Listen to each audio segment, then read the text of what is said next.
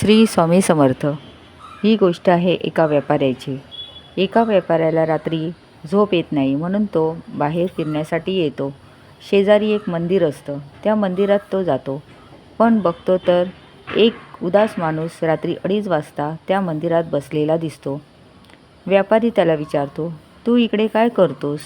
त्यावर तो सांगतो, माझ्या बायकोचं उद्या ऑपरेशन आहे, पण माझ्याकडे पैशाची काही सोय झाली नाही आणि ऑपरेशन झालं नाही तर काय खरं नाही। व्यापाऱ्याला दया येते। तो खिशामध्ये असलेले सगळे पैसे त्याला देतो आणि आपला पत्ताही देतो। जास्त लागले तर या पत्त्यावर ये। तेव्हा तो माणूस व्यापाऱ्याला पत्ता परत देतो आणि म्हणतो, माझ्याकडे त्याचा पत्ता आहे, मला या पत्त्याची गरज नाही। तेव्हा व्यापारी आश्चर्यचकित होतो आणि म्हणतो, तुझ्याकडे कुणाचा पत्ता आहे? तेव्हा तो माणूस सांगतो, ज्यांनी रात्री 2:30 वाजता तुम्हाला माझी मदत करायला पाठवले।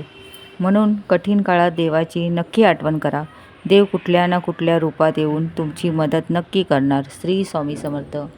ही कथा ऐका आणि सर्वांना शेअर करा, लाईक करा, कमेंट करा। श्री स्वामी समर्थ। स्वामी तुमच्या सर्व इच्छा पूर्ण करो, ही स्वामी चरणी प्रार्थना।